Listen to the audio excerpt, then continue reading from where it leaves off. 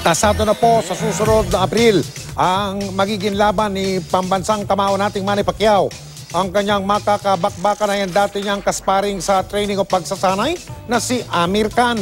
Makita po muna tayo kay Sports Saksi, Chino Trinidad.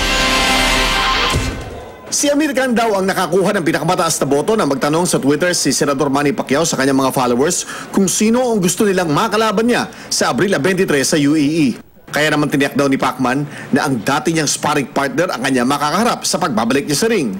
Ang Briton na may dugong Pakistani na si Amir ay di hamak na mas matunog na pangalan sa walang talong si Jeff Horn ng Australia. At kung credentials lang ang pag-uusapan, malayo ang kalibre ng dating unified light welterweight champion na si Khan na may record na 31 wins, 4 losses, 11 sa panalong ito, nagtapos sa KOs. Kumpara kay Horn, mas may tsansa si Amir magbigay ng sakit ng ulo at katawan sa A-Division World Champion na itataya ang kanyang World Boxing Organization welterweight title.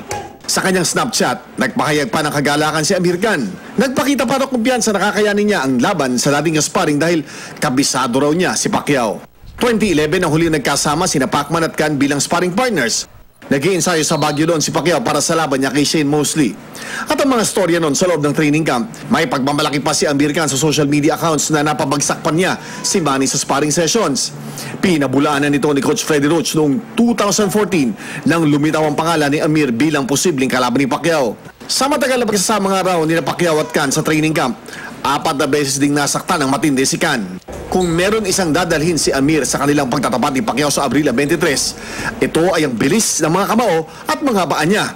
Kung timbang naman ang pag-uusapan, ay walang problema kay Khan na lumaban at na-knockout nga lamang bilang isang middleweight kontra kay Canelo Alvarez noong Mayo ng 2016. Isa pang bentahin ni Khan ay ang kanyang counter-punching skills na maaari niyang gamitin sa agresibong estilo ng pambansang kamao. Yun ang gusto ng tao eh.